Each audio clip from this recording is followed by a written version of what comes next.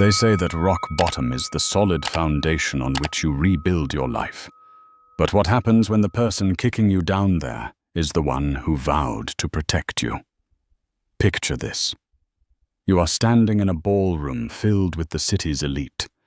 You are holding a glass of champagne that costs more than your first car, and your husband, the man you sacrificed your career, your body, and your secrets for, taps his spoon against a glass. He isn't there to toast your anniversary. He's there to destroy you. But Martha Whitmore forgot one thing. A woman with nothing left to lose is the most dangerous person in the room. And all it took was one phone call to turn his victory speech into his eulogy. This is the story of how young Whitmore didn't just survive. She got even. The chandeliers in the grand ballroom of the Fairmont Hotel didn't just sparkle. They judged, or at least that's how it felt to young Whitmore, as she stood by the entrance, gripping her clutch so hard her knuckles turned the color of old ivory. It was the 5th annual Whitmore Gala for Urban Renewal.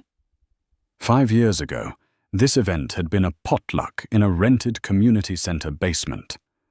Back then, Martha was just an ambitious city councilman with a crooked tie and a dream, and Young was the shark of a corporate lawyer who funded that dream, editing his speeches in red ink at 2 a.m. while nursing their newborn son, Leo. Now Martha was the candidate, the front-runner for the Senate seat. He was polished, tanned, and standing in the center of the room, surrounded by donors who looked at him like he was the second coming of JFK. Young adjusted her posture, wincing slightly. The numbness in her left leg, the secret she had kept from everyone, even Martha, was flaring up again. The doctor at Mount Sinai had called it clinically isolated syndrome, a precursor to MS, likely triggered by extreme stress. Stress, she thought bitterly. That's one word for it. "Smile, darling. You look like you're at a funeral." The voice was smooth, like expensive whiskey, but it burned on the way down. Young turned to see Martha looming over her. He was handsome in that devastating, calculated way, hair perfectly coiffed tuxedo, tailored by a man in London whose name sounded like a sneeze. "I'm just tired, Martha," Young said, her voice barely a whisper. Leo had a rough night. The night terrors again. Martha's jaw tightened. He hated mentions of Leo's issues in public. It ruined the perfect family tableau. Jessica handled the nanny situation. You're not supposed to be tired. You're supposed to be glowing. The governor is here. Judge Harrison is here. Do not embarrass me, Young. I never have, she replied, looking him in the eye. See that you don't. He placed a hand on the small of her back. To the cameras flashing nearby, it was a gesture of affection. To Young, it was a steering mechanism. He pushed her forward. Go say hello to the board, and for God's sake, drink some water. You look gaunt. He walked away before she could respond instantly, melting into a group of developers, his laugh booming across the room, a practiced, resonant sound that tested well with focus groups. Young made her way to a high-top table near the periphery, needing to lean on something. She watched the room. She saw Jessica Vance Martha's 28-year-old campaign manager standing near the bar. Jessica was wearing a dress that was technically appropriate, but spiritually aggressive, a crimson sheath that screamed for attention. Young caught Jessica's eye. The younger woman didn't look away. She didn't smile. She just stared with a chilling, predatory calmness, then raised her martini glass in a mock toast. Young looked away first. She felt small. She felt erased. 3 months ago, Young had found the receipt. It wasn't anything cliché like lipstick on a collar. It was a receipt for a Cartier bracelet, the love bracelet gold with diamonds. Young didn't own a love bracelet. But 2 days later, she saw it on Jessica's wrist during a strategy meeting in their living room. When she confronted Martha, he hadn't denied it. He hadn't even looked up from his iPad.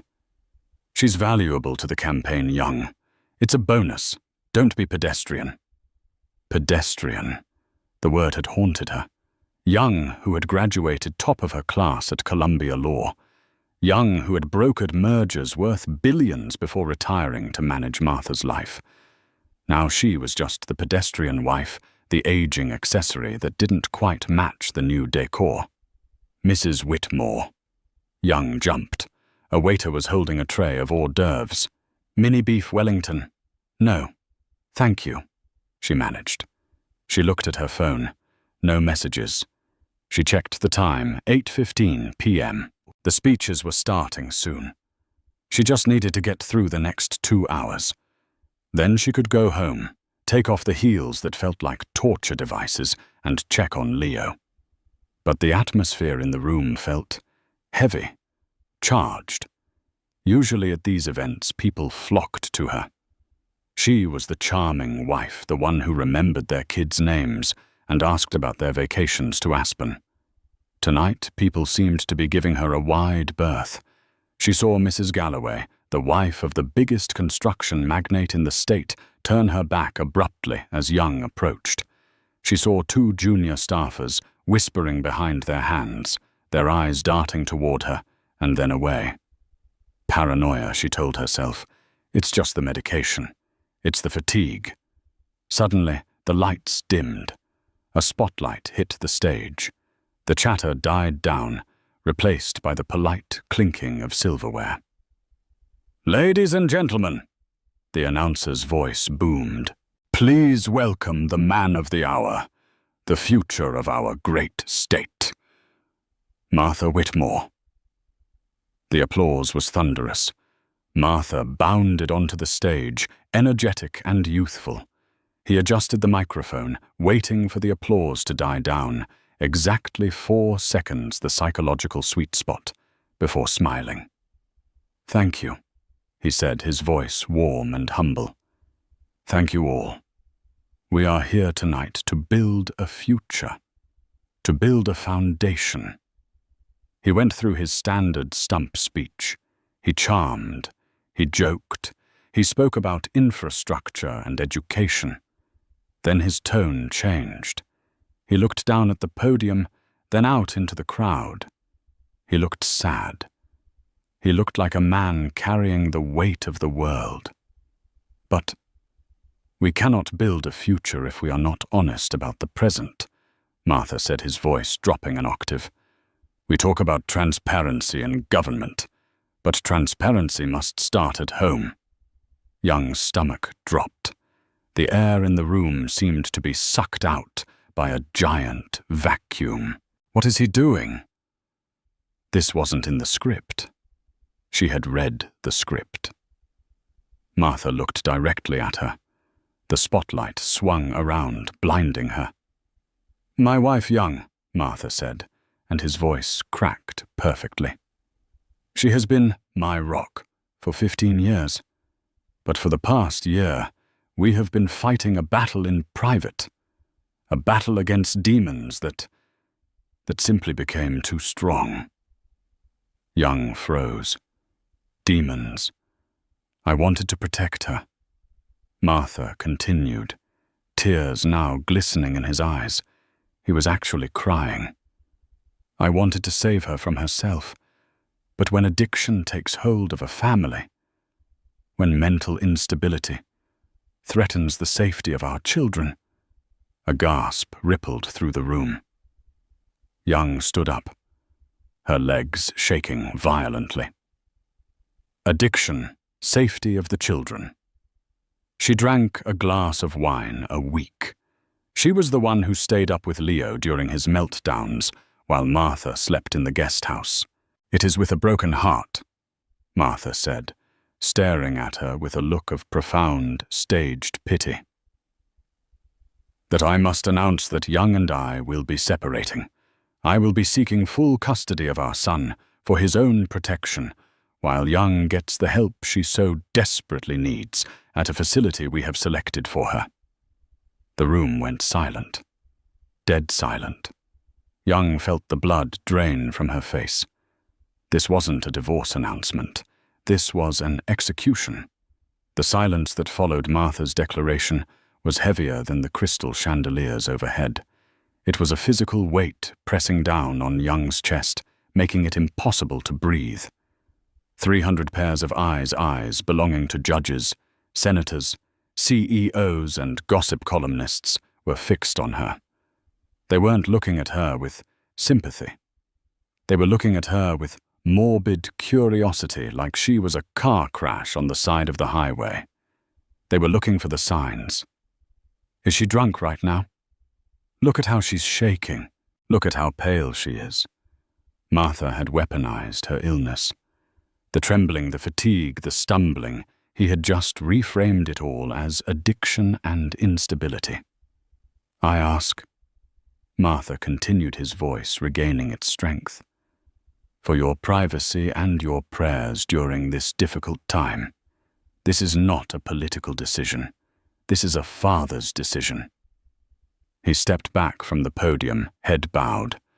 Jessica Vance rushed to his side, handing him a handkerchief, looking the picture of the supportive, capable aide. Young stood there, alone in the spotlight. Her mind was racing, trying to latch onto something logical. Full custody. He wanted to take Leo.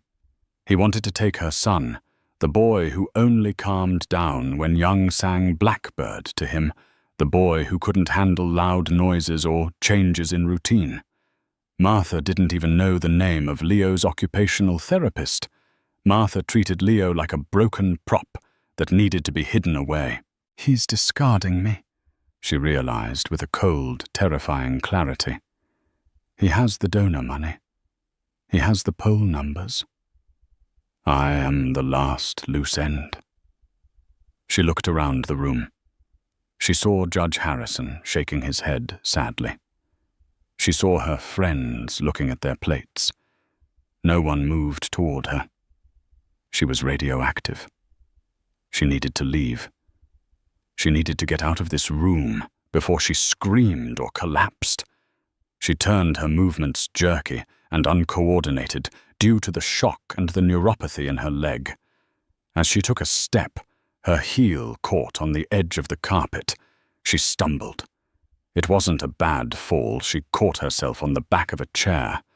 But in that silent judging room, the sound of the chair scraping against the floor sounded like a gunshot. "Oh dear," someone whispered loud enough to be heard. "She can barely stand." "Tragic," another voice murmured. "Absolutely tragic." Humiliation, hot and acidic, flooded her veins. Martha watched her from the stage. He didn't move to help her. He just watched, a mask of sorrow on his face. But his eyes were cold, hard flint. He had won. He had destroyed her credibility in under 3 minutes. If she fought him now, it would just be the rantings of the unstable ex-wife. Young straightened herself up. She let go of the chair. She didn't run. She refused to run. She walked toward the exit, forcing her left leg to cooperate, forcing her head to stay high. The click-clack of her heels was the only sound in the cavernous room. She pushed through the heavy double doors and into the cool, quiet hallway of the hotel. As soon as the doors closed behind her, the facade crumbled. She leaned against the wall, gasping for air. Her hands were shaking so badly, she couldn't unclasp her clutch.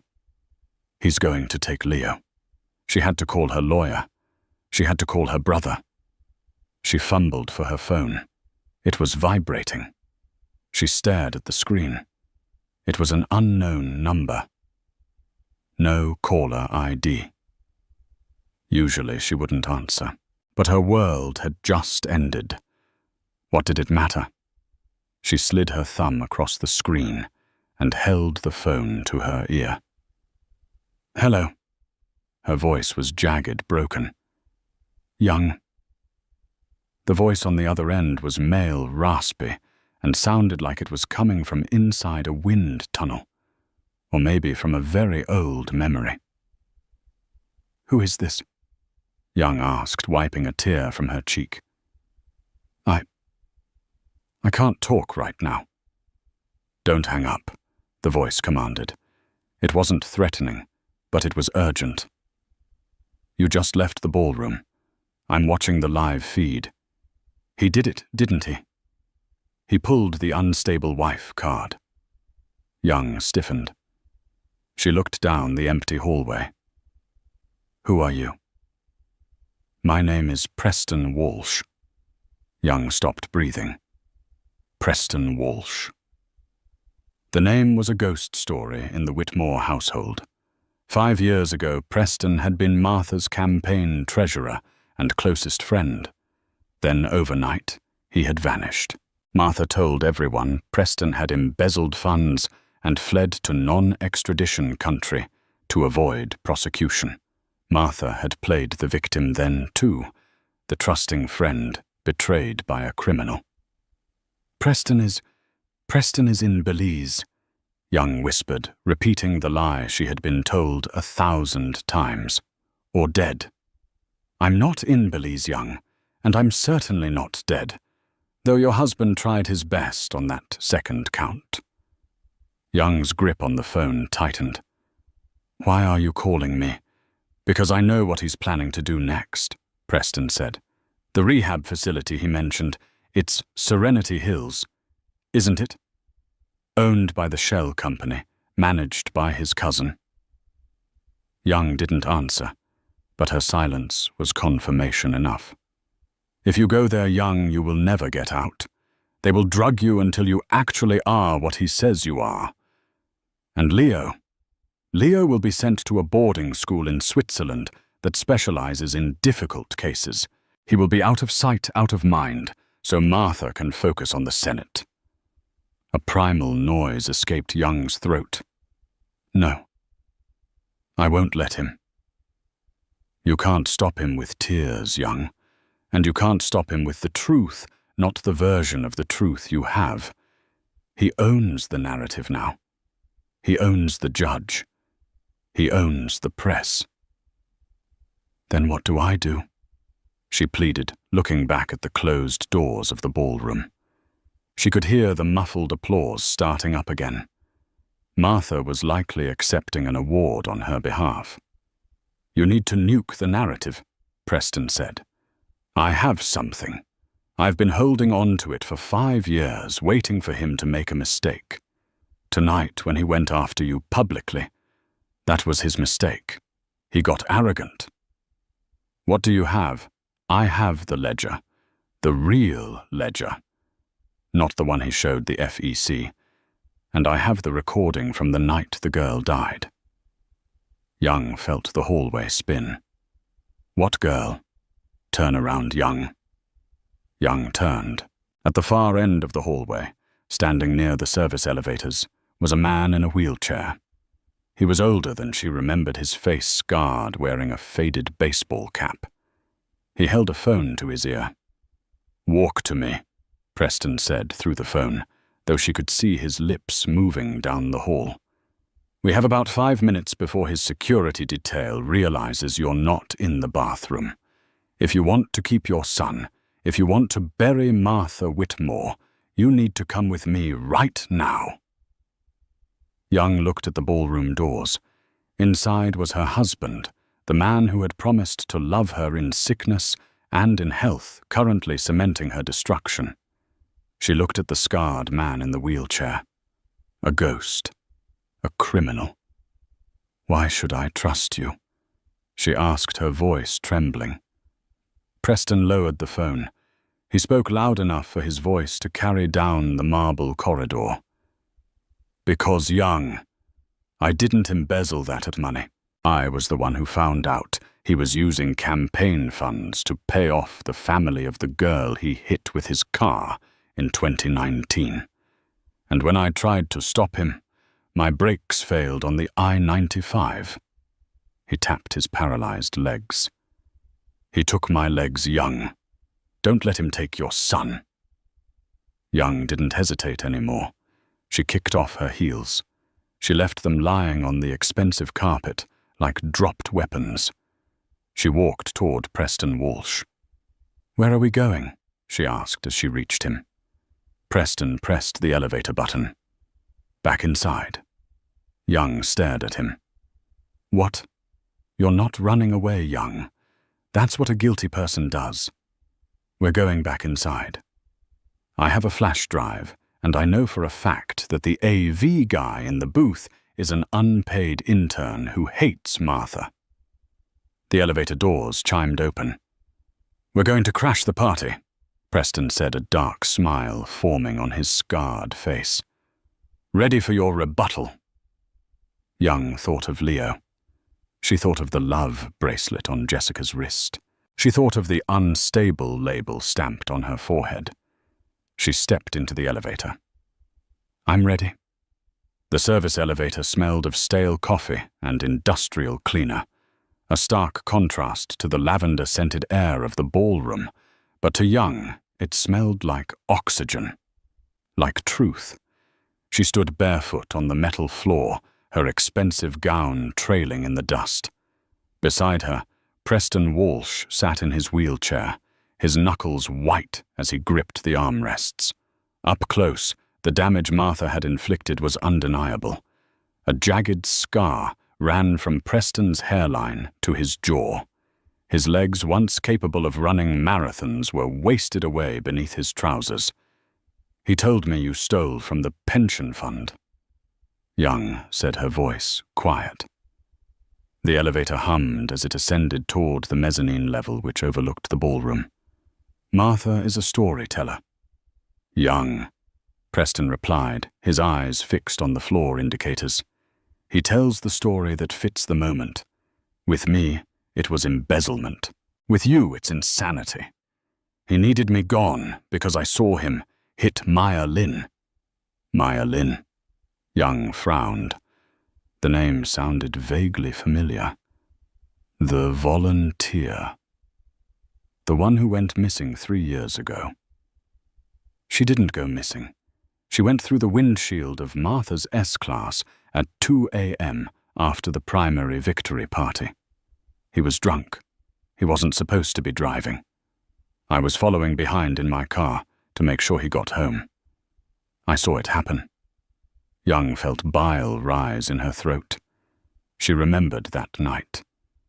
Martha had come home at 4 a.m. pale and shaking, claiming he had eaten bad shellfish. He had spent the next 3 days in bed. "He made me help him move the car." Preston continued, his voice devoid of emotion, like he had replayed this trauma 1,000 times. "We paid off a corrupt cop to lose the report. We paid the family an anonymous settlement from the campaign slush fund. That's the money I supposedly stole. But I kept a copy of the dashcam footage from my car. I told Martha I destroyed it. But he never believed me. That's why my brakes failed a week later." The elevator dinged. They were on the 2nd floor. "Why wait until now?" Young asked, stepping out and holding the door for his chair. "Because until tonight, you were on his team. You were the formidable Mrs. Whitmore. If I came to you, you would have turned me in to protect your family. But tonight he discarded you. He made you a liability, and a liability is just a loose end waiting to be cut." Preston stopped his wheelchair and looked up at her. "Young, your leg. The numbness. What about it? Does Martha make you a nightly herbal tea for your nerves?" Young froze. "Every night. For the past 6 months. It was a ritual. Drink this, darling. It'll help you sleep." "Yes," she whispered. "Thallium," Preston said grimly. In microdoses. It mimics autoimmune disorders, numbness, fatigue, hair loss, confusion. He hasn't been caring for you, young. He's been poisoning you, just enough to make you look sick, but not enough to kill you. Yet. The world tilted on its axis. The clumsiness, the brain fog. It wasn't stress. It wasn't MS. It was Martha. He had been slowly killing her while smiling in her face. A fury cold and sharp as a diamond crystallized in Young's chest. The fear vanished. The sadness evaporated. All that was left was a burning need for nuclear retaliation. "Where is the AV booth?" Young asked. "End of the hall. The tech lead is a kid named Ben. I hired him as an intern 5 years ago. He knows what Martha is. He just needs a push." They moved down the hallway. Below them, through the glass railing, they could see the ballroom. Martha was still on stage, bathing in the adoration of the crowd. He was holding up a photo of Leo. "I am doing this for my son." Martha's voice echoed through the speakers, distorted slightly by the distance. "To give him a stable father." Young didn't look down. She marched to the door marked audio/visual, staff only, and pushed it open. Inside the room was dark, lit only by the glow of a dozen monitors. A young man with messy hair and a headset was tapping furiously on a tablet. He jumped when the door opened. "Hey, restricted area, you can't." The young man stopped. He saw young Whitmore, barefoot and disheveled. Then he saw the man in the wheelchair. "Mr. Walsh," the kid gasped. I heard you were in Belize." "Plans changed, Ben," Preston said, rolling into the room. "We're doing a remix, tonight." Ben looked from Preston to Young. He looked at the monitors, showing Martha's face. He looked at the security feed, showing 2 large men in earpieces scanning the lobby, clearly looking for Young. "They're looking for her," Ben said nervously. "If I mess with the feed, I'll lose my job. I'll get blacklisted." Young stepped forward. She placed her hand on the console. "Ben," she said. Her voice was steady, commanding the voice of the lawyer who used to terrify CEOs. "If you don't do this, Martha Whitmore becomes a senator. And if he becomes a senator, he becomes untouchable. You know what he is. Preston told me you know." Ben swallowed hard. He yelled at me once. Threw a hot coffee at me. Because the mic feedbacked. Burned my neck. "He poisoned his wife," Preston added casually. "And he killed a girl." Ben's eyes widened. "This drive." Preston held up a small silver USB stick. "It contains a video file. I need it on the main projector. And I need the audio piped through the main array. Max volume. Can you do it?" Ben looked at the screen where Martha was now shaking hands with the governor. He looked at the scar on Preston's face. "I can override the laptop," Ben whispered. "But as soon as I do, they'll storm the booth. It'll take them maybe 2 minutes to get up here." 2 minutes is all we need," Young said. "Do it."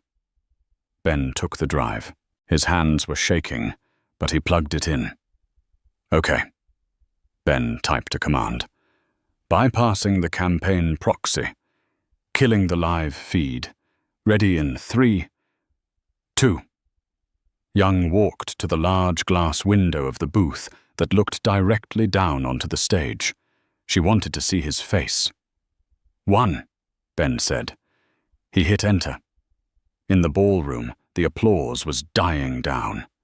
Martha was beaming one hand on the podium, the other waving to the balcony where the VIP donors sat. "And so," Martha said, leaning into the microphone, "let us move forward with courage. Let us be the light in the dark. Screech." A high-pitched feedback squeal tore through the room. Guests covered their ears. The crystal glasses on the tables vibrated. Martha frowned, tapping the microphone. Can we get some tech support, please? He chuckled, trying to diffuse the tension. Even the best technology has hiccups, right? Suddenly, the giant screen behind him, which had been displaying the campaign logo, a stylized sun rising over a field, flickered black. The room murmured. Jessica Vance, standing near the stage steps, spoke hurriedly into her headset. "Cut the feed. Go to the backup. What is going on?" Then a sound filled the room. It wasn't music. It wasn't a speech. It was the sound of wind. The sound of an engine revving. "Martha, slow down. You're doing 90.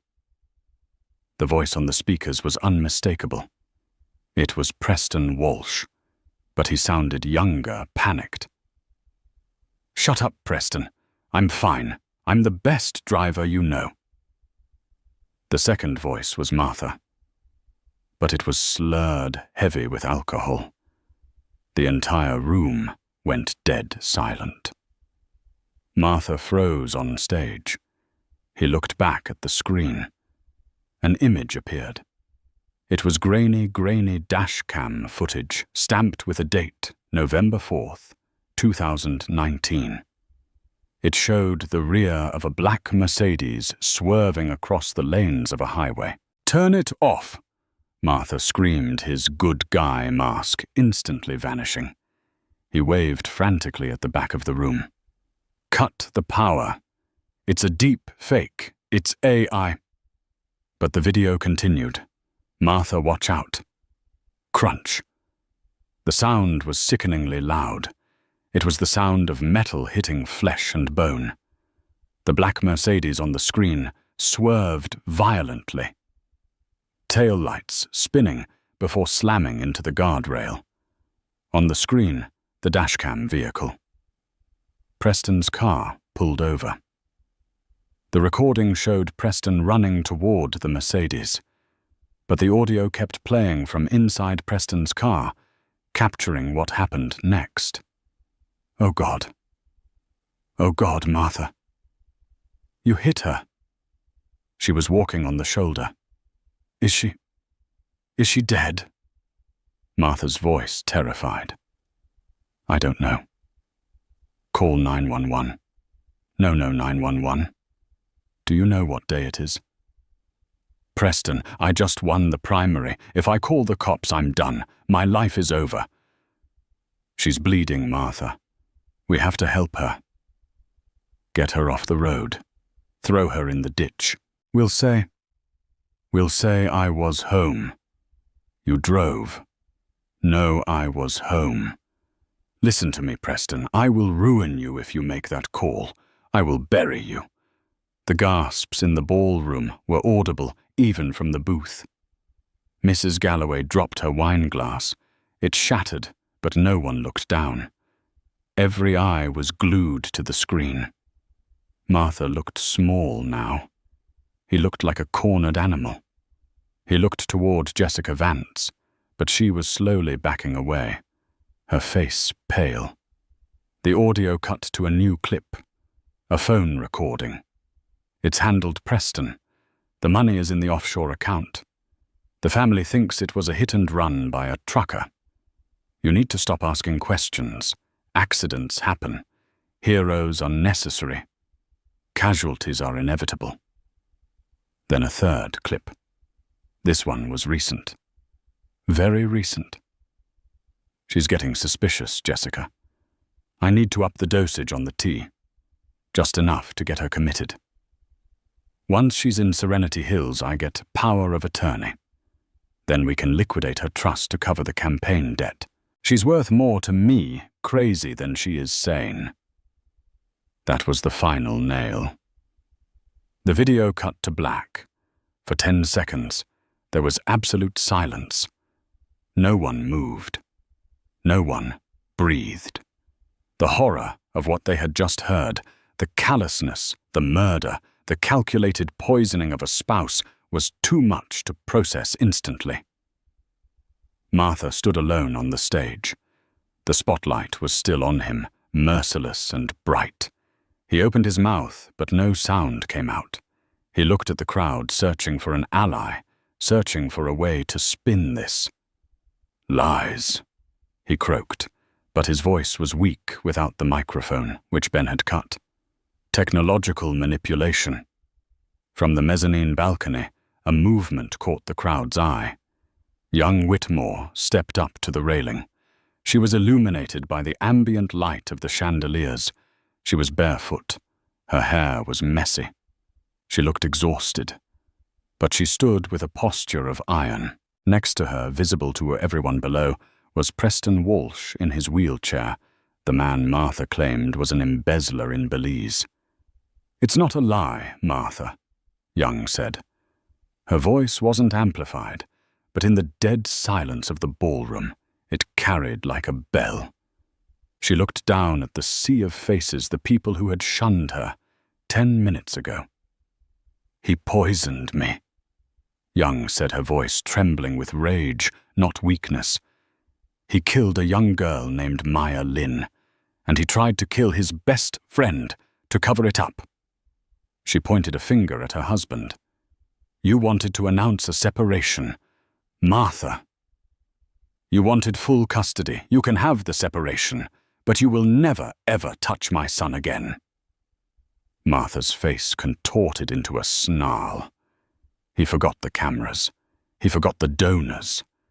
He lunged toward the stairs of the stage, pointing up at the balcony. "You bitch! You ungrateful, crazy—" "Mr. Whitmore!" The booming voice came from the main entrance. The double doors swung open. 4 police officers strode in, followed by 2 detectives in suits. Preston had been busy in the elevator. He hadn't just called Young. He had forwarded the files to the State Attorney General, an old rival of Martha's. "Martha Whitmore," the lead detective shouted, walking down the aisle. "Place your hands behind your head." Martha looked at the police. He looked at Jessica Vance, who was currently slipping out a side exit, a futile effort, as officers were waiting there too. He looked up at Young. For a moment, their eyes locked. He looked for the submissive, sick wife he had created. He didn't find her. He found the shark who used to win impossible cases. "This is a mistake," Martha yelled as the officers grabbed his arms. "Do you know who I am? I am the next senator of this state. You have the right to remain silent," the officer said, handcuffing him roughly, "and I suggest you use it." As they dragged him away, kicking and screaming obscenities that would surely be on the morning news, the room turned its attention back to the balcony. Young felt her knees give way. The adrenaline was fading, and the effects of the thallium were still in her system. She gripped the railing. Preston reached up and took her hand. "You did it, Young."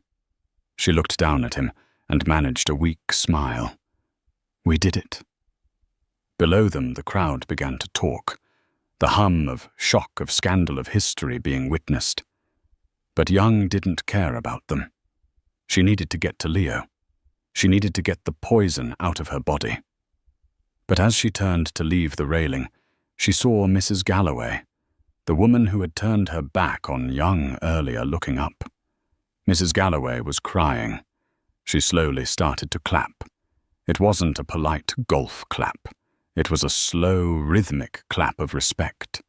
Someone else joined in. Then another. Soon the entire ballroom was applauding. They weren't applauding the gala. They were applauding the woman who had just burned the kingdom to the ground to save herself. Young didn't wave. She didn't bow. She just walked away back into the shadows of the hallway, leaving the wreckage of her old life behind. 3 months later. The path to justice is rarely a straight line. Usually it's a jagged scar. Young learned this as she sat in the front row of the Superior Court, her hands folded in her lap. She looked different now. The gaunt, terrified woman from the gala was gone. In her place was a woman who had gained 10 pounds of healthy weight, whose eyes were clear, and who wore a navy blue suit that signaled war. Martha sat at the defense table. He looked good. Too good. Even in custody, he had managed to maintain his appearance. His silver tongue hadn't atrophied. If anything, it had sharpened. The media had dubbed it the trial of the century. Outside vans from every major network lined the streets. The public was divided. Half believed Young was a hero who survived a murder plot. The other half. They bought Martha's new narrative. And his new narrative was terrifyingly brilliant. Ladies and gentlemen of the jury, Martha's lawyer, a shark named Leonard Sterling, paced the floor. We live in an age of digital fabrication. We live in an age where you can make the Pope endorse a brand of sneakers with a few clicks of a button. Sterling pointed a finger at Preston Walsh, who sat in the gallery watching grimly from his wheelchair. The prosecution wants you to believe a video file provided by a disgruntled fired employee, a man who blames Martha Whitmore for his own tragic accident. They want you to believe audio clips that were found on a flash drive. But we have expert witnesses, 3 of them, who will testify that the metadata on those files is corrupt, that the audio signatures show signs of AI synthesis. Young felt a cold knot in her stomach. It was the deep fake defense. It was the nightmare scenario Preston had warned her about. Because the original dashcam SD card had been damaged in Preston's crash, they were relying on the digital copy. It was enough to create reasonable doubt. Martha turned to look at Young. He winked, a tiny, almost imperceptible wink. I'm going to get away with it, his eyes said.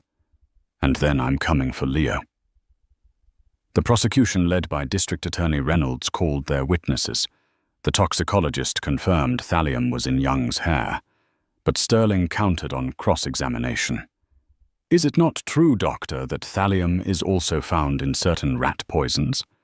And is it not true that Mrs. Whitmore was gardening heavily during her mental breakdown? Could she not have accidentally exposed herself? It's possible but unlikely given the levels. Possible.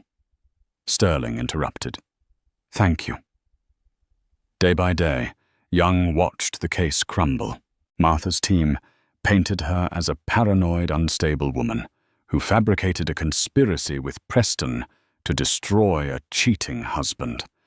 They admitted the affair with Jessica that was undeniable, but they spun it as a moral failing, not a crime. He's a cheater, Sterling argued, not a killer. By the end of the second week, the jury looked skeptical. They looked tired. Martha was winning. We need a Hail Mary, Preston told Young during the recess. They were in a private witness room. Sterling is eating the forensic evidence alive. Where is Jessica? Young asked. She's the key. She was there. She saw him dose the tea. Jessica is in the wind, Preston said, rubbing his temples. Her lawyer says she's pleading the fifth. She's terrified, Young. She knows what Martha is capable of. She thinks if she talks, she ends up like Maya Lin. She needs to know she's not safe either, Young said, standing up. Get me her number, her burner number. Young, you can't contact a witness. It's witness tampering. I'm not going to tamper with her, Young said, her voice hard. I'm going to save her. Young didn't call. She knew Martha's associates would be monitoring the lines. Instead, she drove to the one place she knew Jessica went when she was stressed, the St. Jude's Chapel on the East Side. Jessica wasn't religious, but she was superstitious. Young had seen her go there before big campaign speeches to light a candle for luck. Young found her in the back pew wearing a hoodie and sunglasses, looking nothing like the crimson-clad vixen from the gala. She looked like a child. Young slid into the pew behind her. "He's going to win, isn't he?" Jessica whispered, not turning around. She knew who it was. "He might," Young said. "And if he wins, he walks. And if he walks, do you think he'll let you live, Jessica? You're the only one left who knows about the tea. You're the loose end." Jessica's shoulders shook. "I didn't know about the girl. Maya, I didn't know he killed her until the video." "But you knew he was poisoning me." Jessica turned around. Her face was pale, devoid of makeup. "He told me it was just sedatives to keep you calm so the divorce would go smoothly. I didn't know it was thallium until I saw your hair falling out. You watched me die, Jessica." Young said, her voice trembling with suppressed rage. "You wore my jewelry and watched me die, but I'm not here to judge you. I'm here to tell you that Leonard Sterling isn't protecting you. He's paid by Martha. He's stalling until the trial is over so they can deal with you quietly." Jessica began to cry. "I can't testify. I have nothing. No proof. It's my word against his." "You have the bracelet," Young said softly. Jessica looked down at her wrist. The Cartier love bracelet was gone. "I sold it." Jessica sniffed. "Not that bracelet," Young said. "The other one. The one Martha doesn't know about." Jessica froze. She looked at Young with wide eyes. "I checked the household accounts, Jessica. I know Martha paid for your apartment. I know he paid for your car.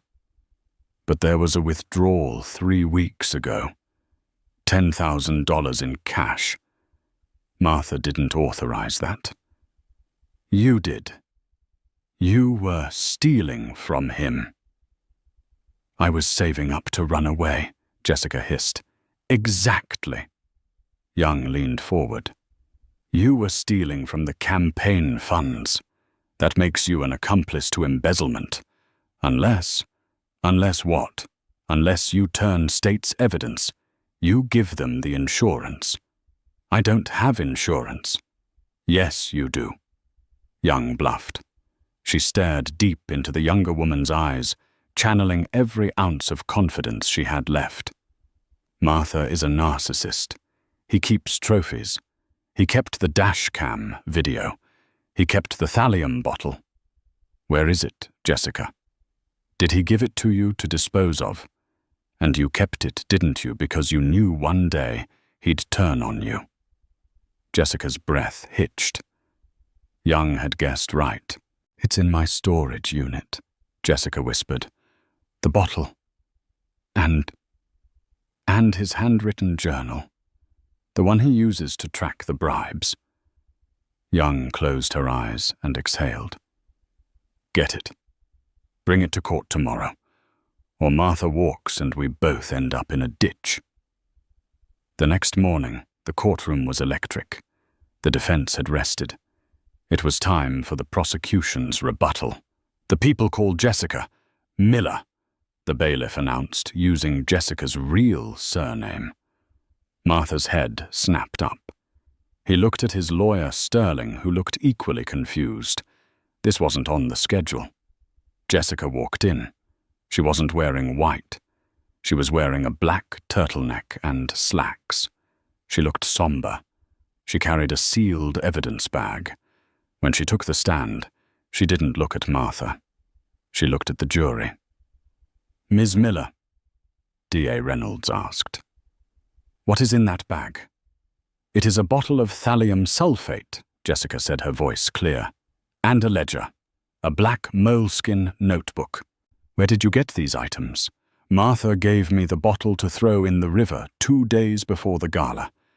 He said, the job is done. But I was scared. So I kept it. And the ledger. He kept it in his safe. I knew the combination. It lists every bribe he paid to zoning commissioners. It lists the payout to the police sergeant who buried the Maya Lin file. And Jessica paused, looking directly at Martha for the first time. It lists the withdrawals from the Leo Whitmore Trust. Martha stood up. She's lying. She's a thief. She's trying to frame me. Sit down, Mr. Whitmore. Judge Harrison banged his gavel. Miss Miller, the DA continued, why did you decide to come forward today? You had immunity before, but you refused to speak. Jessica took a deep breath. She placed a hand on her stomach. Because yesterday, I went to the doctor.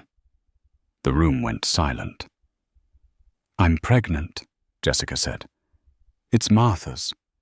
A collective gasp swept through the room like a gust of wind. Young, sitting in the front row, felt her heart stop. A baby. He had started a new family while trying to murder his old one. I realized, Jessica continued, tears streaming down her face, that if he could do that to Leo's mother, what would he do to me? What would he do to this child if we became inconvenient? She opened the ledger to a marked page and held it up. He didn't just steal from donors, Jessica said. He emptied his son's trust fund. Leo has nothing left. Martha spent it all on the campaign and on hush money. The jury looked at Martha. The deep fake doubt was gone. The mental illness defense was dead. They weren't looking at a politician anymore. They were looking at a monster who stole from his disabled son and poisoned his wife. Martha slumped in his chair. Leonard Sterling closed his briefcase. He knew it was over. But the twists weren't done. During the cross-examination, Martha, representing himself after firing Sterling in a fit of rage, tried to salvage the situation. You're lying about the baby, Martha sneered at Jessica. You're doing this for sympathy. I'm not, Jessica said calmly. And I'm not the only one you stole from Martha. Do you recognize the name Emerald Holdings in your ledger? Martha went pale, paler than Young had ever seen him. That's a shell company. No, Jessica said. It's not. I looked it up. Emerald Holdings isn't a shell company. It's a holding firm owned by the cartel of Sinaloa. You weren't just laundering campaign funds, Martha. You were washing drug money. The courtroom erupted. The judge was banging the gavel so hard the handle cracked. Young sat back in her bench. Drug money. That explained the desperation. That explained why he couldn't just divorce her. He needed the spousal privilege. He needed the clean image. If he lost the election, he wasn't just facing jail time for fraud. He was facing a cartel hit squad for losing their investment. Martha looked at the back of the room. Two men in dark suits who had been sitting quietly in the back row every day stood up and walked out. They weren't reporters. They weren't fans. Martha started to shake. He turned to the judge. I want to plead guilty, Martha stammered, sweat pouring down his face. I want protective custody, solitary confinement. Now please. He realized too late that prison was the only safe place left for him. Young watched him unravel. The man who had controlled her life, who had made her feel small and insane, was now begging to be locked in a cage. She stood up and walked out of the courtroom before the judge could even rule. She didn't need to hear the sentence. The look of terror in Martha's eyes was justice enough. Outside on the courthouse steps, the air was crisp. Preston was waiting for her at the bottom of the ramp. Did you hear? Young asked. The cartel connection, yeah? Preston smirked. Jessica really dropped the nuke. What happens to her? Witness protection, probably, especially with the baby. Young looked up at the sky. And us. Preston spun his wheelchair around. Well, Martha's assets are frozen. The trust is gone. The house will be seized. I don't care about the house, Young said. She reached into her purse and pulled out a single crumpled piece of paper. It was a drawing Leo had made that morning, a drawing of a bird flying over a wall. I have my law degree, Young said. I have my son. And for the first time in 15 years, I have the truth. She began to walk down the street, the wind catching her hair. She wasn't Mrs. Whitmore, the senator's wife, anymore. She was just young, and she was free. Martha Whitmore was granted his request for solitary confinement, though not for the reasons he hoped. He is currently serving 3 consecutive life sentences at a maximum security federal penitentiary. To this day, he refuses to go into the general population, terrified that the reach of the Sinaloa cartel extends beyond the prison walls. He spends 23 hours a day in a 6x8 cell, the same size as the walk-in closet where he used to hide his illegal ledger. Jessica entered the Witness Protection Program 3 weeks after the trial. She gave birth to a baby girl in a quiet town in Montana. She named her Maya, a small penance for the silence she kept for so long. As for Young, she didn't just survive, she evolved. She returned to law, but not to the high-rise corporate world that had hardened her. She opened a small practice dedicated to helping spouses trapped in financial abuse and coercive control. She works out of a modest office with a view of the park, and her paralegal is a bright young man named Ben, the former AV intern who helped her turn the tables that fateful night. Preston Walsh became a silent partner in her firm. He used his portion of the whistleblower reward to fund a foundation for victims of vehicular negligence. He and Young meet for coffee every Sunday. They don't talk about Martha. They talk about the future. And Leo. Leo is thriving. Without the tension of a perfect household, his anxiety lessened. He still has challenges, but he also has a mother who fights for him, a mother who proved that rock bottom isn't the end. It's just the place where you stop digging and start climbing. And that is the story of young Whitmore. It's a reminder that sometimes the people who smile the brightest in public are hiding the darkest secrets in private. Martha thought he could discard Young because she was broken. He forgot that broken glass is sharp.